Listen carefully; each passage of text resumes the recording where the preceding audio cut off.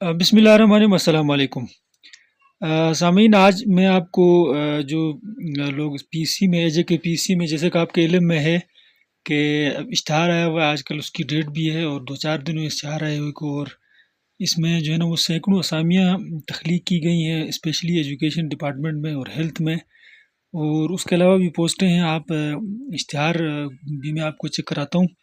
तो इस वीडियो में मैं जो लोग बिगिनर हैं, जो पहली दफ़ा अप्लाई कर रहे हैं, तो उनको मैं थोड़ा-सा गाइड करूँगा कि आपने कैसे सही तरीके से आपने अप्लाई करना है। तो और दूसरा ये कि ये वीडियो इसलिए भी है मैं कि आप मोबाइल से कैसे अप्लाई करें वो मैं आपको यहाँ समझाऊँगा। तो बाकी ये है कि आप जो है वो फॉर एग्ज़ाम्पल अ, हर बंदे के पास लैपटॉप और पीसी वगैरह नहीं होता, तो इसलिए फिर जो है वो मोबाइल से अप्लाई करना थोड़ा-सा मुश्किल भी होता है। तो इसलिए मैं आपको गाइड करूँगा। तो वीडियो एंड तक देखिएगा। तो स्टार्ट करता हूँ। सबसे पहले आपने क्या करना है कि गूगल क्रोम को ओपन करना है। और गूगल क्रोम ओपन करने के बाद जो है वो आपने एजे के पीसी मैंने लिखा हुआ है, तो आप एजे के पीसी लिखें। और उसके बाद जो है वो ये एजे के पीसी की वेबसाइट आ गई।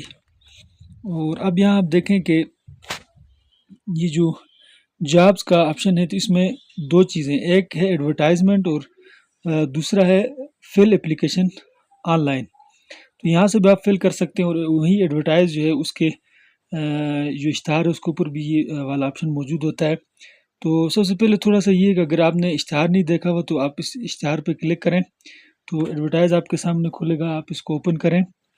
तो यहाँ आप देखें कि मुख्तलिफ डिपार्टमेंट्स में जो जॉब्स हैं उनको यहाँ क्लियरली मेंशन किया हुआ है।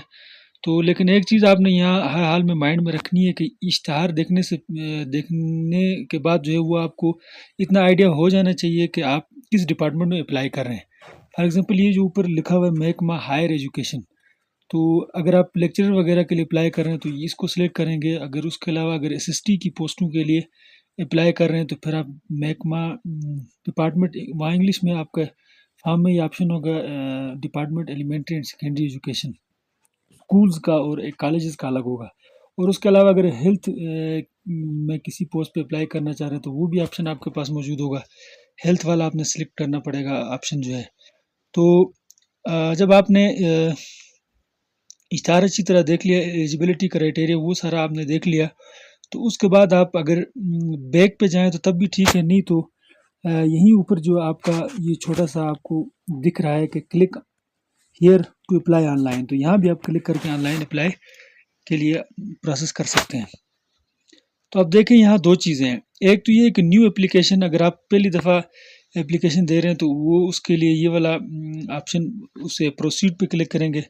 अगर आपने पहले अप्लाई किया हुआ है और उसमें कोई फॉर्म को आप दोबारा चेक करना चाहते हैं या कोई उसमें चेंजिंग करना चाह रहे हैं, तो फिर आप ये जो एडिट या मॉडिफाई वाला ऑप्शन है, इस पे आप अपना आईडी कार्ड जो है वो डाल के उसको आगे फर्दर प्रोसेस करेंगे। तो मैं जो है वो न्यू एप्लीकेशन पे क्लिक करता हूँ। तो अब देखें ये वाला फॉर्म खुल गया। तो सबसे पहले आपने ये करना है कि ये जो ऊपर लिखा हुआ है डाउनलोड बैंक चालान, तो ये प्रोसेस उस वक्त तक नहीं होगा जब तक आप जो है वो बैंक चालान इसके साथ नहीं लगाएंगे। तो पहले आपने क्या करना है, यहाँ से बैंक चालान जो है वो उस पर क्लिक करना है, ये आ जाएगा, इसको डाउनलोड करें। और फिर जो है ना आप किसी भी जगह जाके इसको या आपके पास प्रिंटर है तो वहाँ से प्रिंट निकालें, उस पर डिटेल्स लिखें और फ़ी आप क्या करें, सबमिट करें वहाँ। तो फ़ीस वगैरह जब आपकी सबमिट हो जाएगी तो उसके बाद फिर जो है आपने इसी चालान की जो है वो एक कॉपी हमने यहाँ अटैच करनी होती है इस फाइल को, यानी फॉर्म को ओपन करने से पहले। तो जब आपने अप्लाई किया और आपके पास चालान भी मौजूद है तो आप फिर क्या करेंगे, सबसे पहले आपने क्या करना है कि पिक्चर जो है वो आपने चूज़ करनी है। एक तो ये आपकी अपनी तस्वीर है वो होनी चाहिए, और दूसरे नंबर पे जो है वो आपके जो बैंक की जो का जो चालान है या जो रिसिप्ट है, तो उसकी तस्वीर आपने इसके साथ क्या करना है, अटैच करना है। और इसमें एक बड़ी इम्पॉर्टेंट बात है कि ये जो आपका फ़ोटो है तो इसका साइज़ जो है, अगर आप अपना जो फ़ोटो है आपका उसका साइज़ जो है वो 30 KB से ज़्यादा नहीं होना चाहिए और बैंक की जो रिसिप्ट है उसका साइज़ जो है वो 50 केबी से ज़्यादा नहीं होना चाहिए। तो अभी साइज़ रिड्यूस करने के लिए मैं आपको एक और ऐप है जो वो आपको इंट्रोड्यूस कराता हूँ।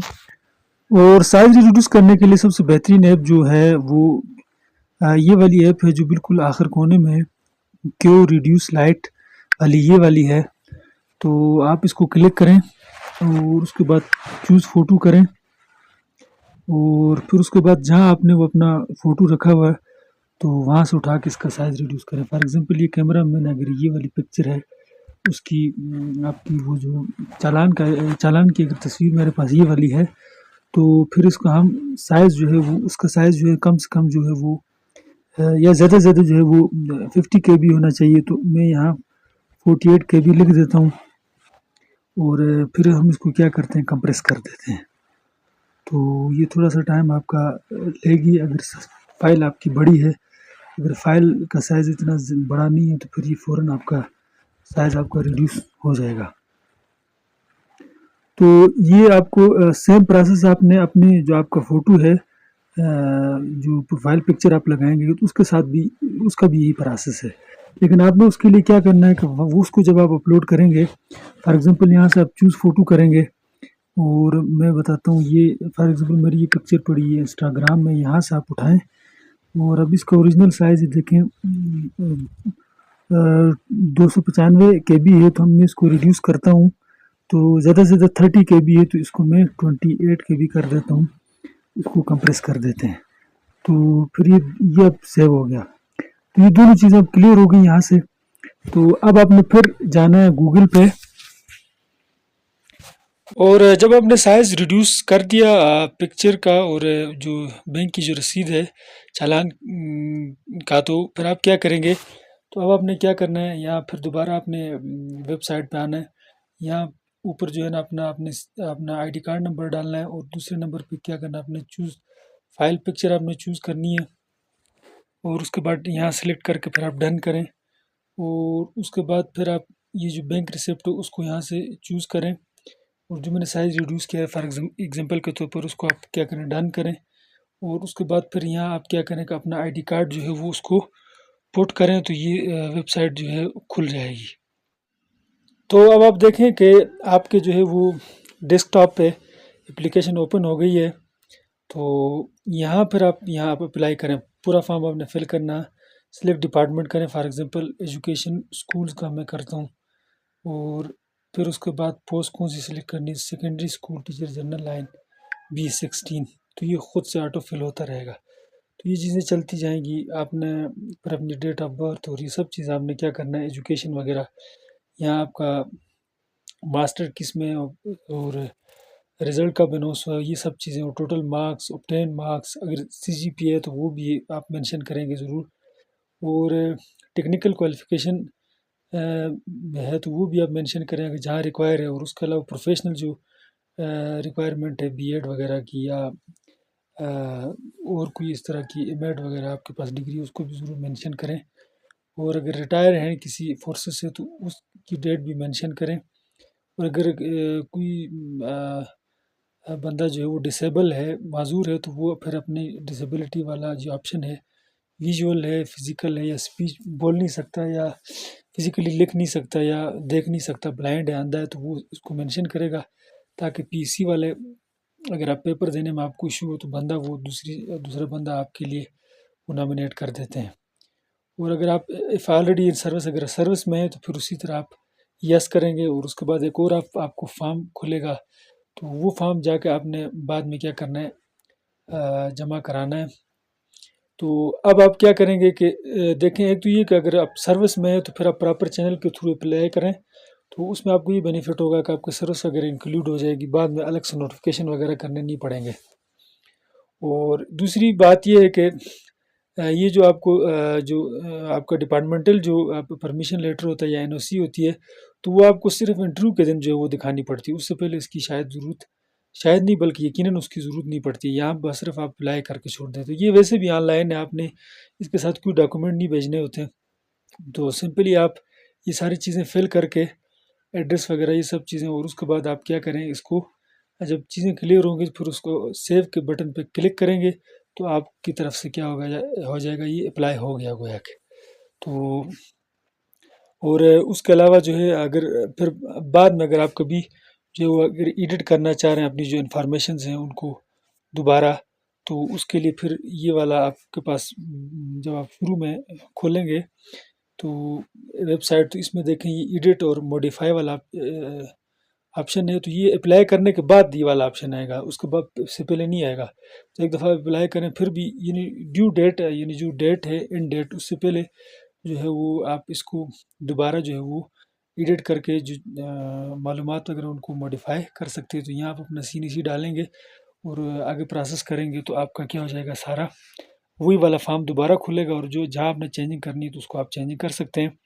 और उसके अलावा मज़ीद अगर आपको फिर भी किसी स्टूडेंट को इश्यू होता है आपके अप्लाई करने के हवाले से, तो आप कमेंट बॉक्स में ज़रूर मुझसे पूछ सकते हैं, मैं आपको गाइड करूँगा। और इसके अलावा एक और चीज़ भी है कि मेरा ये जो चैनल है इस पर आप को तैयारी करने के हवाले से pedagogy, general knowledge, Islamic study और पाक अफेयर, कश्मीर अफेयर और इन सब टॉपिक्स के मुतालिक जो है वो उर्दू के मुतालिक मुख्तलिफ जो अहम टॉपिक्स हैं उनको मैंने डिस्कस किया हुआ है। तो तैयारी के हवाले से ओल्ड पेपर भी उसमें हैं आपको मेरे इस चैनल पे, तो आप ज़रूर उनसे इस्तेफ़ादा कीजिए और इन टच रहिए मेरे चैनल के साथ। थैंक यू, अल्लाह हाफ़िज़।